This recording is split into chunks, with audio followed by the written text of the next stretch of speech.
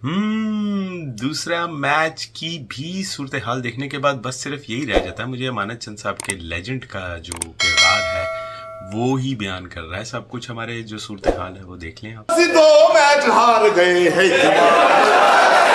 ਕਦੋਂ ਜਿੱਤਾਂਗੇ कैच नहीं फड़ते वो जो 100-200 फड़ लेंगे कैच। और इसके अलावा और भी बहुत कुछ आज की वीडियो में, तो शुरू करते हैं।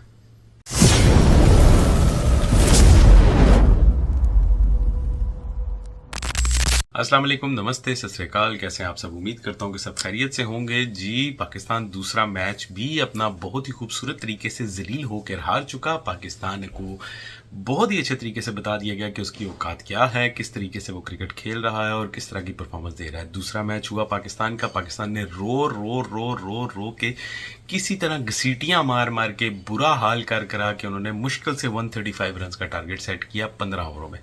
जी, 15 ओवरों में पहले बारिश शुरू होगी जिसकी वजह से मैच डिले हो गया, फिर मैच 15-15 ओवरों का हो गया। उन्होंने 15 ओवर के अंदर ही जो सा वो 135 रन बनाए। स्टार्ट हमारा फिर अच्छा नहीं था जी, माशाल्लाह से पहले एक पे एक आउट हो चुका था, वो भी डक के ऊपर गए। और उसके बाद फिर हमारे हारिस सो कॉल हारिस साहब जो हमारे ओपनर हैं वो 11 रन के ऊपर गए। खुशदिल शाह साहब 2 रन के ऊपर गए, आउट हुए। और मतलब आप ये देख लो कि 54 रन पे फिर 4 आउट थे। फिर उसके बाद आगा साहब ने थोड़ी सी अच्छी परफॉर्मेंस दी और फिर उसके साथ ही कुछ थोड़ा सा कह सकते हैं कि रो पिट के हमारा शुरू हुआ था, स्कोर हुआ और वो 135 हुआ, जिसके जवाब में न्यूजीलैंड ने सिर्फ 13 ओवरों के अंदर ये वो स्कोर पूरा करके ओ प्याज जाते ही ना करके अगले घर चले गए। मतलब उन्होंने पहले 4 ओवरों में ही इतने अच्छे तरीके से हमें धो दिया था, इतने अच्छे तरीके से हमारे सो कॉल टॉप के पेसर्स को 4-4 छक्के मार मार के उन्होंने वो हॉल करके बता दिया हम लोगों को कि मैच तो पहले 5 ओवरों में ही खत्म हो गया था। फिर उसके बाद उन्होंने थोड़ी सी शर्म की, थोड़ा सा यार घर आए मेहमान की थोड़ी इज्जत रखते हैं, तो बस उन्होंने वो इज्जत रखी और फिर थोड़ा सा स्कोर जो सा वो आहिस्ता लेके गए और 13 ओवरों में पूरा किया।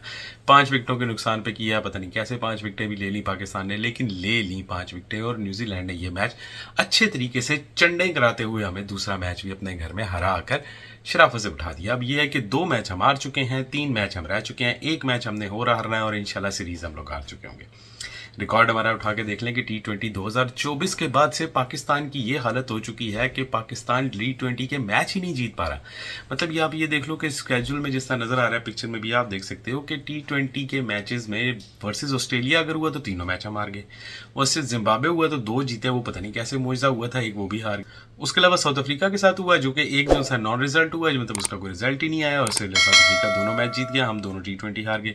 अभी न्यूजीलैंड से सीरीज चल रही है, 5 की जिनमें से 2 ऑलरेडी हार चुके हैं और तीसरा जो सा वो 21 तारीख को हम इंशाल्लाह खैराबाद कर देंगे। पाकिस्तान ने पहले बैटिंग की, 135 रन का टारगेट सेट किया, जिसमें सलमान अली आगा मेन किरदार अदा कर चुके थे कैप्टन के तौर पर, जिन्होंने बहुत अच्छी स्टेटमेंट दी जिसके ऊपर मुझे बाद में बहुत हंसी आई। मैं बहुत हंसा, मतलब उन्होंने फरमाया जी अपनी स्टेटमेंट में कि हमने बहुत अच्छे तरीके से खेलने की कोशिश की लेकिन हमें फिर भी थोड़ा सा अच्छा और खेलना पड़ेगा। मतलब 135 स्कोर पे वो सेटिस्फाइड है कि हमने अच्छा खेला। सिर्फ इस टीम के लिए उन्होंने ये बात बोली मेरे ख्याल से, या फिर उन्होंने अपने लिए बोली, क्योंकि 46 रन बनाकर गए वो। उनके अलावा जो सा है सिर्फ 3 प्लेयर, मतलब सिर्फ और सिर्फ 3 प्लेयर ऐसे थे जो कि टॉप कर सके। टॉप में से वो भी मैं आपको बता देता हूँ, माशाल्लाह स्कोर चेक कीजिएगा। सलमान अली आगा 46, शादाब खान 26, शाहीन अफरीदी 22 रन। हालत यह है कि ये 2 बॉलर हैं और इन दोनों बॉलरों का आलम यह हुआ कि ये फुल फोकस अपनी बैटिंग के ऊपर करें, इनका बॉलिंग के ऊपर कोई ध्यान नहीं है। शादाब खान का मैंने आपको पहले भी बताया था, जब से PSL में थोड़ी सी अच्छी परफॉर्मेंस उनकी हुई है उसके बाद से उन्होंने फोकस ही अपने आप को बेटर कर लिया। स्पिनिंग, मतलब कप्तान पूरे मैच में चीख रहा है कि भाई साहब आके बॉलिंग कर ले, वार्म अप कर ले, थोड़ा सा कर ले, वो मैच में बॉलिंग करने को तैयार नहीं था। पहला ओवर शाहीन साहब ने मेडिन करा दिया, पता नहीं कैसे हो गया, वो अल्लाह ताला की तरफ से मेहरबानी हुई, मुआवजा हुआ, या फिर बारिश की वजह से थोड़ी सी बहुत ज्यादा स्विंग हो रही थी, बस वो या बैट्समैन उनको समझ रहे थे, आई डोंट नो। उसके बाद फिर मोहम्मद अली साहब आए, उन्होंने 3 छक्के खाए माशाल्लाह, और फिर उनकी परंपरा को फॉलो करते हुए शाहीन साहब ने आगे कहा कि यार तू अगर खा सकता है तो भाई फिर मैं कैसे पीछे रह सकता हूँ। फिर उन्होंने 3 नहीं बल्कि 4 छक्के और एक दुकी भी खाई, मतलब 4 छक्के यार माशाल्लाह से 4 छक्के खाना कोई खराजी का बड़ा है। अब उन्होंने तीसरे ओवर में ही 4 छक्के, इतने अच्छे तरीके से टीम ने हमारा team player of the match भी रहे। 45 रन उन्होंने बनाए, जबरदस्त परफॉर्मेंस रही उनकी। 22 बॉलों पे आई थिंक उन्होंने 45 रन बनाए, जबरदस्त परफॉर्म किया उन्होंने। और मैंने बताया ना कि 5 ओवर के अंदर ही मैच खत्म हो गया था ऑलमोस्ट, जो कि टीम साहब ने कर दिया था, लेकिन फिर उसके बाद वो भी आउट हुए 45 रन के ऊपर और उनके साथ बाकी प्लेयर भी खेलते रहे।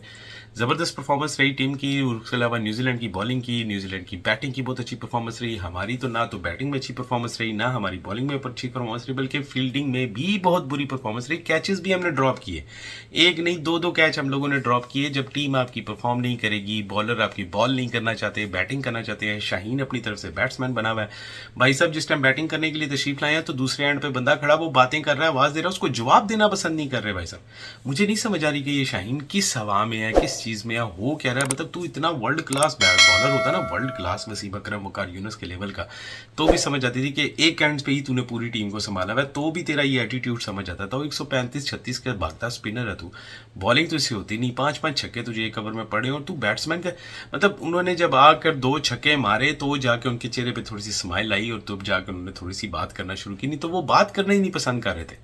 शादाब खान को देख लें, शादाब खान ने 26 रन बनाए, बस वो बना के इतने खुश थे माशाल्लाह कि उन्होंने आके स्टेटमेंट दे दिया कि हमारी पूरी टीम नई की नई है जी, और हम लोग स्ट्रगल कर रहे हैं एक दूसरे, मतलब सेट होने के लिए स्ट्रगल कर रहे हैं। भाई साहब 1745 मेरी पैदाइश की, बल्कि मेरे अब्बा जी की पैदाइश के पास के आप खेलने वाले लोग हो, बैटिंग आप लोगों से हो नहीं रही, बॉलिंग आप लोगों से हो रही। शादाब साहब को तो मेरा हाल पिछले को 4-3 साल से खिला ही नहीं रहे, इसी वजह से कि वो फुल टॉसर हो गए थे। मतलब एक स्पिनर फुल टॉसे मार रहा है और फिर अब वो 26 रन के ऊपर इतना ज्यादा जश्न मना रहा है जैसे उन्होंने 250 स्कोर बना दिया।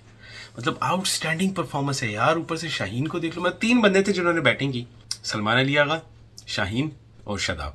ठीक है, पूरा चार्ट आप ये देख लो, ये चार्ट आपके सामने है। इस चार्ट में सिर्फ यही 3 बंदे जिन्होंने डबल फिगर में थोड़ा अच्छा स्कोर बनाया। उसके अलावा हारिस हैं जिन्होंने 11 रन डबल फिगर में, बाकी सारे ऑलमोस्ट मेरा ख्याल है वो सिंगल पे ही है। आप देख सकते हो चार्ट में।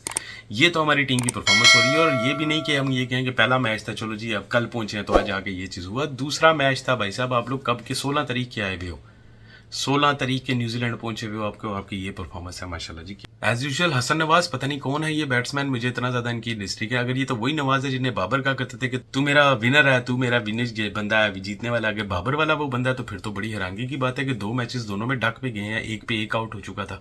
उसके बाद हारिस साहब भी 11 रन पे बनाकर कैच दिया माशाल्लाह, जबरदस्त किस्म का बाउंड्री के पास कैच दिया। मतलब करना क्या चाह रहे हो यार आप लोग, कुछ समझ से बाहर हो रही है, मेरी तो बिल्कुल समझ नहीं आ रहा। घटिया 3 परफॉर्मेंस पाकिस्तान की, लेकिन उसमें थोड़ी सी इंप्रूवमेंट, जिसमें आगा जी ने फरमाया कि हमने थोड़ा सा अच्छा खेला, क्योंकि पिछली बार हम लोग पहले मैच में 14 पे 4 आउट थे, इस बार हम लोग 52 के 54 पे हम लोग 4 आउट थे। माशाल्लाह हमने थोड़ा सा तरक्की की है। बस क्या बोले जी, पाकिस्तान की परफॉर्मेंस देख सकते हैं आपके सामने ही है, बहुत बुरा हाल है, बहुत ही बुरी कंडीशन चल रही है। सईद अजमल का वहाँ पे स्टेटमेंट आया जी कि बाबर आजम को अपने बाहर बिठाया हुआ है, मुझे ये बता दें कि बाबर आजम के अलावा पीछे हमारे पास बैट्समैन कौन है। और बात भी किसी हद तक ठीक है कि अगर वो बंदा नहीं चल पा रहा तो इसका मतलब ये नहीं है कि उसका बुरा एराज की वजह से हम उसको बिल्कुल ही ड्रॉप कर दो। खैर वही टिपिकल सोच हमारी दोबारा होती जा रही है, जिसने सईद अजमल साहब ने फरमाया कि बाबर के अलावा हमारे पास बैट्समैन को नहीं, और ये हमारे लिए बहुत दुख का इम्कान ही है। ज़ाहिर बात है, जहाँ डोमेस्टिक से हमारे पास पत्थर निकालने से 3-3 बॉलर और 2-2 बैट्समैन, 4-4 बैट्समैन हर सीजन में निकलते थे, वहाँ डोमेस्टिक का हमने ये हाल कर दिया कि हमारे पास अब चूज करने के लिए बंदा मौजूद नहीं है। पिछली वीडियो में जिसने बताया था कि शोएब मलिक को दोबारा ट्राई किया जा रहा है डोमेस्टिक में, यार मतलब हद है यार, हद है जिसे कहते हैं, हद हमारी क्रिकेट की क्या हो रहा है। सईद अजमल के साथ वहाँ शाहीन अफरीदी साहब को भी बयान आया जी, अपने दामाद को भी बीच में उन्होंने रगड़ दिया। उन्होंने कहा जी सारे शाहिद अफरीदी बनने के चक्कर में, और हर बंदा हर बार 200 नहीं मार सकता। तो खैर बात तो उन्होंने ठीक की कि हर बंदा शाहिद अफरीदी बनने के चक्कर में, लेकिन शाहिद अफरीदी साहब से भी पूछूंगा कि 15 मैचेस में एक मैच में खड़े होकर 50 मार देने से इसका मतलब है कि आप शाहिद अफरीदी, यार कुदरत वाले का आप पे करम है थोड़ा सा, आप बहुत स्पोर्ट्समैन बहुत अच्छे रहे हैं, डोमेस्टिक में भी अपने थोड़ा सा अच्छा खेला था अपने टाइम में, ओवरऑल आप काउंटी में बहुत अच्छा खेलते रहे। इंटरनेशनल क्रिकेट की काउंटीज जो सी होती है उसमें आपका नाम चला, लेकिन इंटरनेशनल क्रिकेट यानी पाकिस्तानी क्रिकेट में आपका कोई इतना खासा नाम नहीं है। वो वाला पंजाबी डबिंग वाली हिसाब है। ओए अफरीदी जरा आराम नाल खेल लई, और पीछे चाह ठंडी हो जानी है। अफरीदी तू ना सुधरी, चाह नू रोंदा रही, उधर सारा पाकिस्तान ठंडा हो गया। पीछे चाह ठंडी हो जानी, इस चक्कर में आप जल्दी से जल्दी आना, 2 छक्के मारने, 1 छक्का मारना, कैश देना, घर जाना, अल्लाह सोने दे वाले तेरी बाय बाय।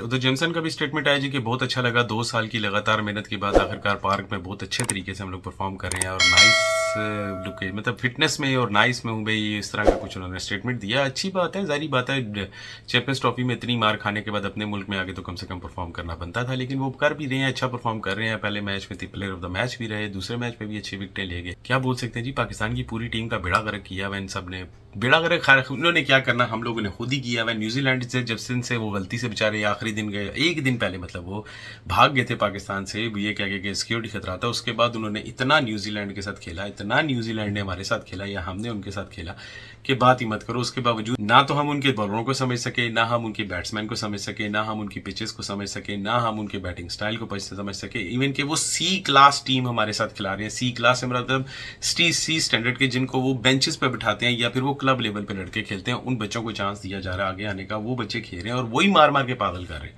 कोई सीनियर प्लेयर नहीं है न्यूजीलैंड की टीम में, कोई बड़ा प्लेयर नहीं है, कोई बड़ा नाम नहीं है, उसके बावजूद हमारा ये हाल है।